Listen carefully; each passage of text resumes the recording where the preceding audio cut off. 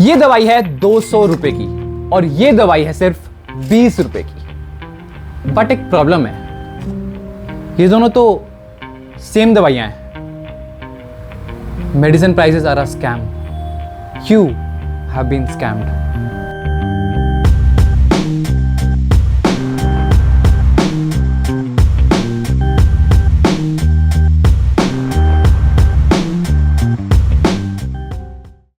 नीति आयोग की रिपोर्ट के हिसाब से हर साल करीब 10 करोड़ भारतीय लोग गरीबी की तरफ धकेल दिए जाते हैं सिर्फ उनके मेडिकल बिल्स की वजह से। और इसका एक मेजर कारण है दवाइयां, क्योंकि करीब 67% खर्चा उनका दवाइयों पे ही होता है।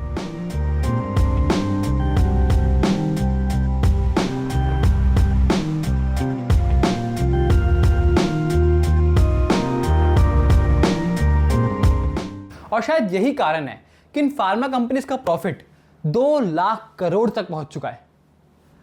एक सेकेंड, पर ये पॉसिबल कैसे है? Because India is known as the pharmacy of the world.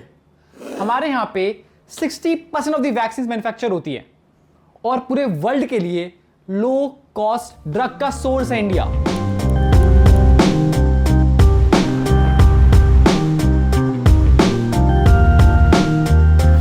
Of course मैं बात कर रहा हूं जेनरिक दवाइयों की।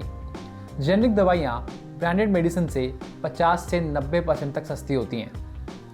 पर ये दवाइयां बनाता कौन है और डॉक्टर्स इसे प्रिस्क्राइब क्यों नहीं करते, और ये आप तक कैसे पहुंचेगी, सब जानेंगे आज की वीडियो में।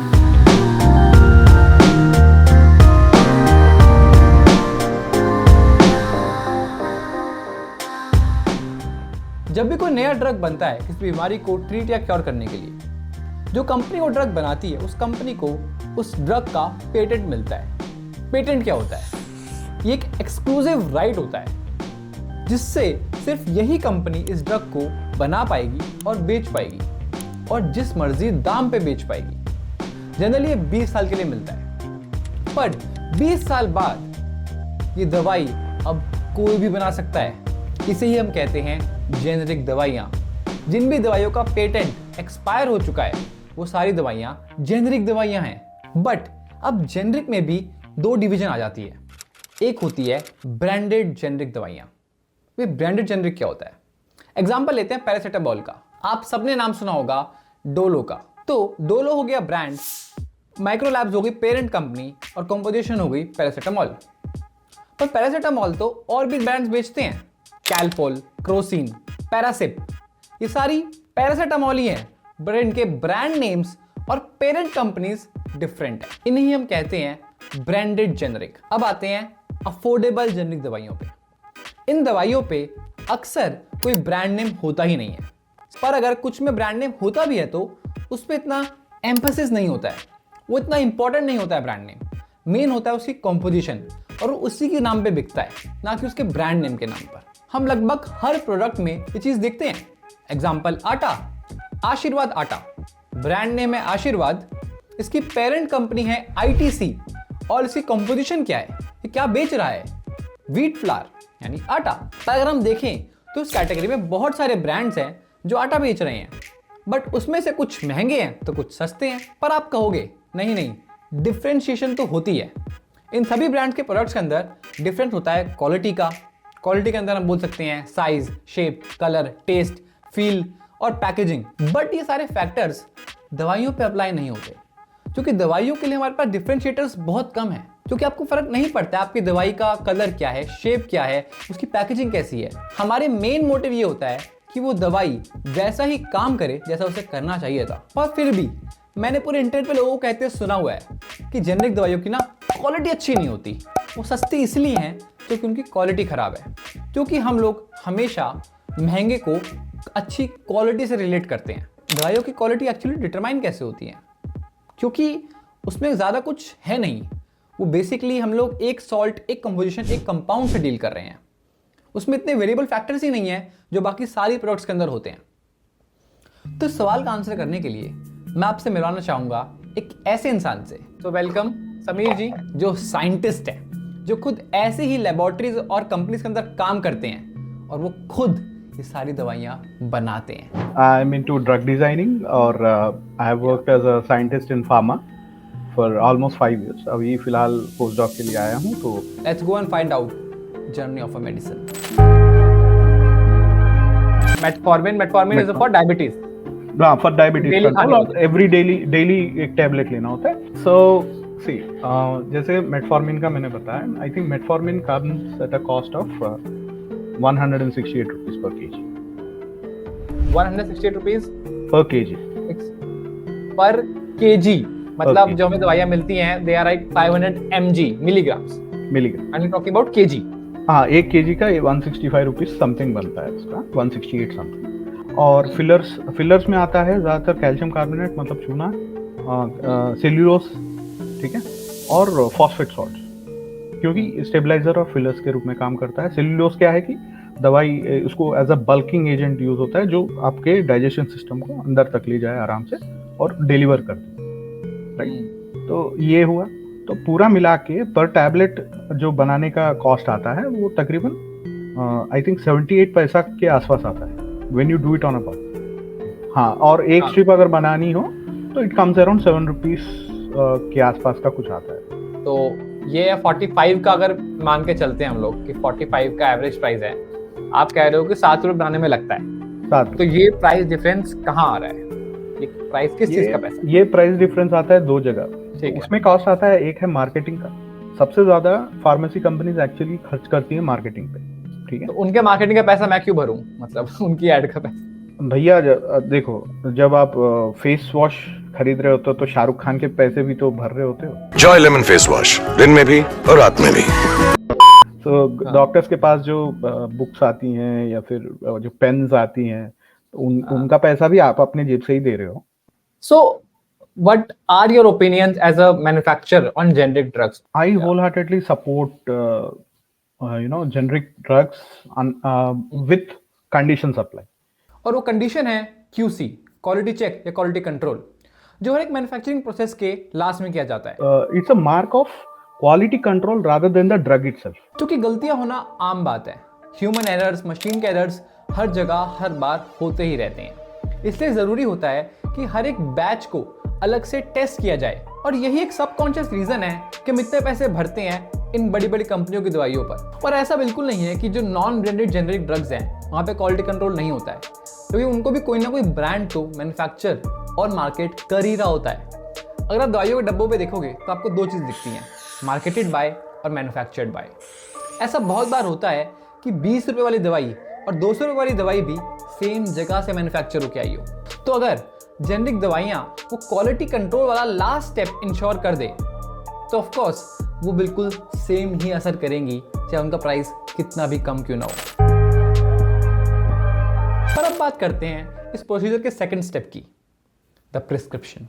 ठीक है गाइस, तो हम डॉक्टर उमेश के साथ, डॉक्टर उमेश बताएंगे वो क्या करते हैं और कहाँ से बिलोंग करते हैं. आपने जरूर नोटिस किया होगा कि डॉक्टर अक्सर सीधा ब्रांड का नाम लिखते हैं, उस जेनरिक सॉल्ट का नाम नहीं. यानी आपको ये नहीं बोलेंगे कि पैरासीटामोल खा लो, आपको बोलेंगे डोलो खा लो. माई सेल्फ डॉक्टर उमेश, मैं वैसे दिल्ली से हूँ और MBBS मेरी हो चुकी है. I am going for the PGN. Pandemic के टाइम पे डोलो 650 इतनी बिकी थी कि उसको एक स्नैक कह दिया गया था और सारे डॉक्टर्स धड़ाधड़ डोलो 650 लिखे जा रहे थे. बाद में पता चला कि उसकी पेरेंट कंपनी माइक्रो लैब्स ने करीब 1000 करोड़ रुपए के फ्री गिफ्ट्स दिए हैं डॉक्टर्स को. बहुत ही दिक्कत वाली बात है कि कोई भी कंपनी है वो एक एक्स अमाउंट रखती है, अपने MR को बोल देती है कि ये एक्स अमाउंट है, डॉक्टर के पास जाओ, इसको बोलो कि हमारी दवाई प्रिस्क्राइब करवाओ. MR होते हैं कंपनी की तरफ से मेडिकल रिप्रेजेंटेटिव्स जो जाते हैं डॉक्टर्स के पास अपनी दवाइयाँ दिखाने के लिए कि ये देखो ये दवाई बनाई है हमारी कंपनी ने, इतनी बढ़िया दवाई है ये. वो जैसे ही प्रिस्क्राइब करना शुरू करेगा उसको धीरे धीरे वो गिफ्ट दे देंगे, पार्टीज दे देंगे, ब्ला ब्ला. लोगों को तो घर भी मिलते हैं एक्चुअली देखा जाए तो. साहब आपने ये भी नोटिस किया होगा, जिस डॉक्टर के पास आप जाते हो जो ब्रांड वो लिख के देता है वो ब्रांड उसके आसपास वाली फार्मेसी में ही अवेलेबल होते हैं. डॉक्टर प्रिस्क्राइब करने लग जाएगा, उसके पास वाले मेडिकल स्टोर से कांटेक्ट कर लेंगे. वो लोगों को जनरली ये लगता है कि डॉक्टर को परस्यू करने लग रहे हैं. वो डॉक्टर को परस्यू नहीं कर रहे, वो साथ के मेडिकल स्टोर को भी परस्यू करने लग रहे हैं, वो पेशेंट्स के माइंडसेट को भी परस्यू करने लग रहे हैं. तो ये ट्रिपल तरीका बन जाएगा, जैसे कि एड में हमने सुना डोलो, डॉक्टर Yes. ने भी लिख दिया डोलो, मेडिकल Yes. वाले ने भी लिख दिया डोलो, तो तीनों जगह से Yes. दिमाग में सेम चीज बैठ गई। और रिसेंटली एनएमसी यानी नेशनल मेडिकल काउंसिल ने एक गाइडलाइन जारी करी सारे डॉक्टर्स को ये बोलते हुए कि ये कंपलसरी है, उनको हमेशा दवाई का जेनरिक नाम ही लिखना है, वरना उनके खिलाफ एक्शन लिया जा सकता है। इस डिसीजन के खिलाफ IMA ने प्रोटेस्ट भी किया, जो है इंडियन मेडिकल एसोसिएशन। क्या जेनरिक दवाइयां प्रिस्क्राइब करते हैं अपने प्रैक्टिस के अंदर? आप सॉल्ट का नाम लिखते हाँ, हैं? बिल्कुल। बहुत सारी दवाइयां हैं, जैसे पेंटोप्राजोल है, हाँ, उसका कोई भी ब्रांड नेम नहीं लिख रहा है। PCM है, कोई ब्रांड नेम नहीं लिख रहा है। या फिर डॉक्टर्स को ये बात पता है कि जेनरिक दवाइयां उतनी असरदार होती ही नहीं है when compare to branded medicines. तो हमारे लिए सबसे इम्पोर्टेंट 3 चीजें होती हैं। एक तो होती है बायो अवेलेबिलिटी, कि बॉडी के अंदर, ब्लड स्ट्रीम के अंदर वो दवाई कितना अमाउंट आपका पहुंचने लग रहा है। दूसरा, अगर 2 मेडिसिन को कंपेयर किया जाए तो बायो इक्विवेलेंसी हमारे लिए बहुत इंपॉर्टेंट है, कि X दवाई Y के कंपैरिजन में कितना अमाउंट ब्लड स्ट्रीम में पहुंचने लग रहा है। तीसरी चीज है वो है स्टेबिलिटी, कि टेम्परेचर, pH या बॉडी फिजियोलॉजी वगैरह की वजह से क्या उसकी एफिकेसी जो है ड्रग की, क्या वो अफेक्ट होने लग रही है, ये इंपॉर्टेंट है।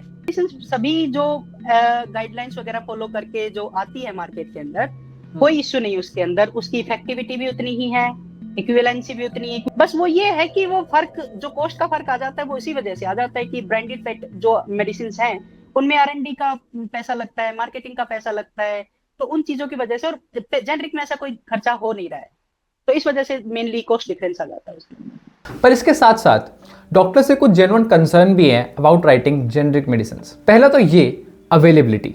मैं तो लिख दूंगा, पर क्या आपको वो दवाई अवेलेबल हो रही है? क्या आपको सच में लगता है कि जेनरिक दवाइयां इतनी इजीली अवेलेबल होती हैं? ज़्यादातर फार्मेसी महंगी और ब्रांडेड दवाइयां ही रखते हैं। पहली बात, उसमें मार्जिन ज़्यादा होता है। दूसरी बात, लोगों को वही नाम पता होता है, तो लोग डिमांड भी उसी की करते हैं। सेकेंड है हमारी लैक ऑफ अवेयरनेस या फिर lack of knowledge about scientific terms. तो ज़्यादातर लोगों को दवाइयों का नाम तक भी याद नहीं होता है, शॉर्ट नेम तो भूल ही जाओ। पैरासीटामॉल याद करना बहुत मुश्किल है, डोलो याद करना ईजी है, और बुखार वाली गोली उससे भी ईजी है। इसलिए ये काफ़ी वियर्ड और डॉन्टिंग हो सकता है जब आपको कोई बोले कि आपको दवाइयों के साइंटिफिक नेम, उनके सॉल्ट नेम से दवाइयाँ परचेज करनी है। सेकेंड रीज़न है कंपाउंड्स।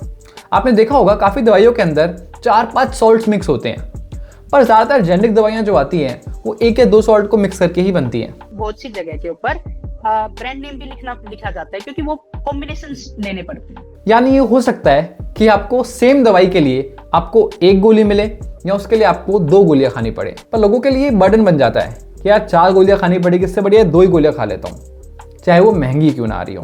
और थर्ड आता है of course the quality aspect. तो अब आते हैं एक मेन सेकंड साइड के ऊपर। तो इन सब चीजों की जो टेस्टिंग है, उसके लिए लॉज गवर्नमेंट ने 2017 और 18 के अंदर 2017 के अंदर अमेंडमेंट आया कि बायो अवेलेबिलिटी और बायो इक्विवेलेंस की टेस्टिंग मैंडेटरी होगी फॉर ऑल जेनरिक ड्रग्स। इसके साथ एक और चीज़ आई, वो थी बायो वेवर की। अब बायो अवेलेबिलिटी यही होती है ना कि जो दवाई हमने खाई वो हमारे ब्लड स्ट्रीम में कितनी पहुंची, उसको टेस्ट करने का यही तरीका है कि ब्लड टेस्ट किया जाए दवाई खिलाने के बाद लोगों को। बायो वेवर का मतलब है कि सर्टेन कंडीशंस के अंदर अगर CDS को कोई भरोसा हो जाए कि सारी गाइडलाइंस को फॉलो किया गया है and based on other information हमें यकीन है कि ये दवाई बिल्कुल बायो अवेलेबल है और बायो इक्विवेलेंट भी है, तो हम इस ब्लड टेस्ट वाली स्टडी को स्किप कर सकते हैं। बट अगेन ये एक रेयर इंसिडेंट है, तो उनकी वजह से हमें थोड़ी सी झिझक होती है कि हमें जब भी हम कोई दवाई प्रिस्क्राइब करने लग रहे हैं, तब हमें एक चीज दिमाग में रखनी पड़ती है, दैट इज किसी भी दवाई का बेनिफिट वर्सेस रिस्क। अगर एक बार हम ये सोच ले कि पेशेंट के 100 रुपए बचने लग रहे हैं एक दवाई के अंदर, लेकिन एफिकेसी उतनी नहीं आएगी, तो वो तो कोई फायदा नहीं है। 2018 में एक और अमेंडमेंट जिसने ये कहा कि स्टेबिलिटी टेस्टिंग भी कंपलसरी है for all generic drugs under schedule 2 and schedule 4 of CBS। तो ज़्यादातर ड्रग्स जो हम लेते हैं और जो हमें खतरा होता है स्टेबिलिटी का, वो इसके अंदर इंक्लूडेड है। और आपको मैं फिर से याद दिला दूं, जब मैं जेनरिक दवाइयाँ बोल रहा हूँ तो मेरा मतलब है पूरी कैटेगरी ऑफ जेनरिक दवाइयाँ। आपको याद होगा जेनरिक का मतलब वही होता है जिसका पेटेंट एक्सपायर हो चुका है और अब वो कोई भी बना सकता है। इसलिए इंपॉर्टेंट है third aspect of the chain. आज दवा इंडिया की नई स्टोर ओपनिंग है और उन्होंने मुझे बुलाया है तो वहाँ पे इनके सीनियर मैनेजर वगैरह आएंगे, तो वहाँ पे हम शूट करेंगे उनके साथ, उनसे क्वेश्चन पूछेंगे, ठीक है। चलो। हमने देखा दवाइयाँ कैसे बनती हैं, उन्हें कौन प्रिस्क्राइब करता है, पर हमें वो लेनी कहाँ से है। Hello sir. हाय। पहले बता दें कि ये कोई वीडियो प्रमोशनल नहीं है, यहाँ किसी ने कोई पैसे की लेन देन नहीं हुई है। यहाँ पे सिर्फ मैं इसलिए आया हूँ क्योंकि मुझे अवेयरनेस फैलानी है जेनरिक मेडिसिन को लेकर, तो इसलिए मैंने इसका थर्ड एस्पेक्ट ढूंढा, वो है फार्मेसी, जेनरिक फार्मेसीज। बेसिकली हमारा जो मोटो है हाँ। वो इफेक्टिव, मतलब कम से कम प्राइस में अच्छी मेडिसिन देंगे। इफेक्टिव जो है ना, इसका इफेक्टिव रेट्स काफ़ी अच्छे हैं, ओके लैब टेस्टेड है। ओके। हमारा भी सेम इफेक्ट है, हाँ उनका भी वो है, बट वो उनका महंगा क्यों आ रहा है, क्योंकि वो उनका एडवर्टीजमेंट कर रहे हैं। हाँ हाँ हाँ। तो दवा इंडिया जो है उस पर वो चीज़ जो है पर मेडिसिन का जो एडवर्टीजमेंट नहीं करते। हमारे जो अभी ब्रांड एम्बेसडर वो कपिल देव जी हैं। हाँ, तो मतलब अगर आप इस दवाई लेंगे किसी और बड़ी से बड़े ब्रांड की लेंगे, डॉक्टर रेड्डीज की, सिप्ला की, वो सब बिल्कुल सेम आएगा, same as it effect is same आएगा। कोई कुछ कंपनियां ऐसी हैं जो लोकल जेनरिक बनाती हैं, जिनकी हाँ। आप पैकिंग क्वालिटी देखोगे हाँ हाँ या फिर इफेक्टिव रेट देखोगे, हाँ। तो उसमें क्या होता है ना कि जेनरिक से थोड़ा सा लोगों का ना वो कट ऑफ चल रहा है अभी। ओके। लेकिन वही है, पर एक तरीके से दवाई इंडिया में एक तरीके से एक ब्रांड ही हो गया, जो सिप्ला है, जैसे कि रेडीज है, हाँ, brand। जैसे कि लुपिन है, सारे एक तरीके से ब्रांड ही है, बहुत सस्ता बेच रहा है। सस्ता बेच। अब सबसे बड़ा जो कंपटीशन आपका आता है जन औषधि केंद्र, प्रधानमंत्री ने स्टार्ट किया जन औषधि केंद्र, वहाँ पे दवाई सस्ते में मिलती है। तो क्या वो और ये सेम चीज़ है, क्या फ़र्क है उनमें बताइए, सरकारी दवाइयों में क्या है? सर जन औषधि बहुत अच्छी है, मैं जन औषधि के बारे में ऐसे कुछ नहीं बोल सकता। हाँ, आप इस स्टोर के ओनर हैं, तो आपने कौन सी क्वालिफिकेशन करी है, डिग्री वगैरह? मैंने फार्मेसी करी हुई है, डिप्लोमा किया फार्मेसी के अंदर। कितने साल से इस फील्ड के अंदर आप? ये मुझे हो गए 7 साल। 7 साल हो गए। कितनी शॉप्स हैं आपकी? अभी करंटली दिल्ली में हैं 6 स्टोर हैं अपने। 6 स्टोर हैं, Generic सारे stores। जेनरिक हैं। जैसे मेटफॉर्मिन आती है, देखा ना मेटफॉर्मिन, सरकारी में कितना का मिल जाता है जन औषधि में ये मेटफॉर्मिन? जन औषधि में ये है मेटफॉर्मिन, आपका जो प्लेन 500 है वो 6 रुपीज़ का है, 6-7 रुपीज़ का वहाँ मिल जाता है, यहाँ पे 10 और रुपीज़ का है। और जो प्राइवेट कंपनी है 40-45 50 इस तरीके से है। इनका जो मैन्युफैक्चरिंग का प्रोसेस है हाँ। हमारी होती है फार्माकोपिया, जैसे इसमें लिखा होगा देखो साइड में, ये है IP, हाँ। ये है इंडियन फार्माकोपिया। ऐसे ही BP होता है अलग, मतलब ब्रिटिश फार्माकोपिया। अच्छा, ठीक है। तो ये क्या है, इंडियन फार्माकोपिया है। हाँ। तो इसमें जितनी भी जो भी गाइडलाइन होगी इसे मेटफॉर्मिन को बनाने के लिए, हाँ। वो प्रोसीजर ही यूज होगा, हाँ। वही स्टैंडर्ड यूज होगा, वही मेंटेन करना होगा, तभी जो हमारे ड्रग डिपार्टमेंट है वो उसे अप्रूव करेंगे मेडिसिन। अगर वो कहते हैं कि कम काम करती है जेनरिक, ये सिर्फ एक मिथ है। जो अच्छी कंपनी की जेनरिक है, हाँ। ये जेनरिक सब बनाते हैं, सिप्ला भी बनाता है जेनरिक, रेनबक्सी बनाता है, इंटास बनाता है, हाँ। जो अच्छी कंपनी है सब जेनरिक बनाते हैं। अच्छा। लेकिन सब अपना स्टैंडर्ड मेंटेन करते हैं, हाँ। According to pharmacopoeia. हाँ। तो यूएस में आज भी 90% दवाइयाँ जो लिखी जाती हैं वो जेनरिक दवाइयाँ ही होती हैं, जिनका टोटल कॉस्ट देखें तो हम लोग करीब 18% आता है out of all the prescription drugs cost. US के लोगों ने करीब $373 बिलियन अपने बचा लिए थे सिर्फ 2021 के अंदर ही, ब्रांडेड से जेनरिक दवाइयों को प्रेफर करके। इसलिए वहाँ के यूएस शार्क टैंक के शार्क मार्क क्यूबन ने भी अपनी नई जेनरिक फार्मेसी स्टार्ट करी है। पर मेन बात तो यही है ना कि FDA इंश्योर करता है कि नॉन ब्रांडेड जेनरिक भी ब्रांडेड जेनरिक जितनी इफेक्टिव हो, उनकी वायबिलिटी, स्टेबिलिटी सब कुछ सेम हो, और उसी की एश्योरिटी की वजह से डॉक्टर्स कॉन्फिडेंटली वो दवाइयाँ लिख सकते हैं। इंडिया के अंदर हमें कई बार इन चीज़ों के अंदर रिलैप्सेस दिखे हैं, और ये मत समझना कि सारी जो क्वालिटी लैप्सेस इंडिया के अंदर होते हैं वो सिर्फ नॉन ब्रांडेड जेनरिक के अंदर होते हैं, वो बड़ी बड़ी कंपनियों की दवाइयों के अंदर भी हो जाते हैं। रैनबैक्सी को ही ले लीजिए, रैनबैक्सी इतनी बड़ी कंपनी थी इंडिया की जिसने यूएस कोर्ट में गिल्टी प्लीड किया। इसको एक्सपोज किया था दिनेश ठाकुर ने, जिनके आप ब्लॉग्स और जिनकी आप वीडियोस यूट्यूब पे देख सकते हैं। उसके अलावा कोविड के टाइम पे जाइडस कैडिला जो बहुत बड़ी कंपनी है इंडिया की, उसकी रेमडेसिविर में इंजेक्शन के अंदर कंटेमिनेशन पाई गई थी। इसी के साथ सिप्ला को भी उसकी आरसी कप सिरप के लिए काफ़ी सारे नोटिस मिले थे। ग्लेन्ना फार्मा को भी 2022-2023 के अंदर करीब 5 नोटिस मिले थे उसकी सब स्टैंडर्ड क्वालिटी ऑफ मेडिसिन के लिए। और यही सेम दिक्कतें हमें अपनी बाकी जेनरिक दवाइयों में भी मिलती हैं। अभी रिसेंटली गाम्बिया के अंदर जो एक अफ्रीकन कंट्री है, 66 लोग मारे गए थे इंडिया की एक जेनरिक कफ सिरप पीकर। गाम्बिया में कफ सिरप पीने से 66 बच्चों की जान चली गई। इस कफ सिरप को भारतीय कंपनी मेडेन फार्मा ने बनाया था। उज्बेकिस्तान के अंदर भी ऐसा ही हुआ। India cough syrup linked to Uzbekistan deaths substandard WHO. In fact हमारे जम्मू एंड कश्मीर के अंदर भी 12 बच्चों की मौत हुई थी इंडियन कफ सिरप्स की वजह से। 2023 के अंदर CDSCO जो ड्रग्स को रेगुलेट और मैनेज करती है इंडिया के अंदर, उसने 54 कंपनीज की कफ सिरप को सब स्टैंडर्ड क्वालिटी का बताया था। तो हाँ, इंडिया के अंदर हिस्टोरिकली हमने इस नॉन ब्रांडेड ड्रग सेक्टर को थोड़ा सब स्टैंडर्ड पाया है, बट ऐसी ही दिक्कतें हमें दिखी हैं ब्रांडेड और बड़ी बड़ी कंपनियों के अंदर भी, क्योंकि एक इंडियन प्रॉब्लम है। इंडिया के अंदर हम लोग लॉस को इतने अच्छे से इम्प्लीमेंट कभी करते ही नहीं है। हम लोग कहीं ना कहीं क्वालिटी कंट्रोल मिस कर रहे हैं, शायद सिस्टम के अंदर कहीं करप्शन है। और ऐसा नहीं है कि इंडिया में सिर्फ खराब दवाइयाँ ही बनती हैं, हम लोग दवाइयाँ अपनी एक्सपोर्ट भी करते हैं, हम लोग बाहर देशों के क्वालिटी स्टैंडर्ड्स को भी मीट करते हैं। India is exporter of 20% of the generic medicine in the world. पर जब हम अपने देश में चीज़ें बेचते हैं तो वहाँ पे हम कहीं ना कहीं कमी छोड़ रहे हैं। But you should not lose hope, क्योंकि पिछले सालों पे चीज़ें लगातार बदलती आ रही हैं। And we are very lucky कि हम 2024 में बैठे हैं, जहाँ पे स्ट्रिक्ट लॉज बन चुके हैं और वो काफ़ी अच्छे से काफ़ी जगहों पे इम्प्लीमेंट भी हो रहे हैं। साथ में हमारी सरकार ने काफ़ी अच्छे पॉजिटिव कदम भी उठाए हैं, जैसे कि जन औषधि केंद्र, जहाँ पे आपको जेनरिक और सस्ती दवाइयाँ मिल जाती हैं बहुत इजीली। साथ में मैं आपसे रिक्वेस्ट करूँगा कि आप जाएं जब भी डॉक्टर के पास, उनसे रिक्वेस्ट करें कि आपको वो जेनरिक सॉल्ट से लिख के दें। इससे क्या होगा, डॉक्टर्स को ये मैसेज मिलेगा कि आप लोग जेनरिक दवाइयों की डिमांड कर रहे हैं। इससे MR को ये मैसेज मिलेगा कि अब डॉक्टर को रिश्वत देने का इतना फ़ायदा हो नहीं रहा है, क्योंकि लोग तो फिर भी जेनरिक ही सॉल्ट मांग रहे हैं। तो उससे जो कंपनी टैक्टिक है डॉक्टर्स को कमीशन देने की, ये धीरे धीरे कम हो जाएगी। इसके साथ चॉइस आप पर आ जाएगी, आप चूज कर पाओगे कि आपको कौन से ब्रांड की कितने रुपए की दवाई खरीदनी है। साथ में आपको फार्मासिस्ट को भी बोलना चाहिए, भाई तेरे पास इससे कम दाम में तो कोई दवाई है किसी और ब्रांड की या फिर जेनरिक, ताकि उनके पास ये मैसेज पहुंचे कि इंडिया में जेनरिक दवाइयों की डिमांड बढ़ रही है। इन सब से सरकार के पास ये मैसेज पहुंचेगा कि इंडिया में जेनरिक दवाइयों की डिमांड बढ़ रही है।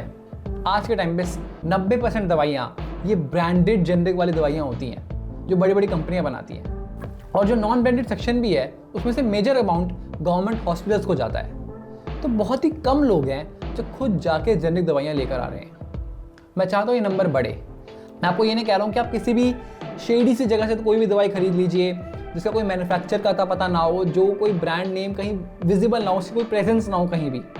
ऐसा रिस्क लेने की कोई ज़रूरत नहीं है आपको, क्योंकि एक बहुत अच्छा काम हुआ है, वो है बड़े प्लेयर्स आ गए हैं इस फील्ड के अंदर, जैसे दवा इंडिया जिसके 1000 से ज़्यादा स्टोर्स हो गए इंडिया के अंदर, जैसे जी लैब फार्मेसी जिसने अपने सारे सर्टिफिकेट्स अपनी वेबसाइट पर चिपका रखे हैं अच्छे से, उसके भी करीब 1500 स्टोर्स हो गए हैं इंडिया के अंदर। तो ये भी अपने आप में बड़े ब्रांड्स ही बन गए हैं, बस इनके प्राइजेस कम हैं।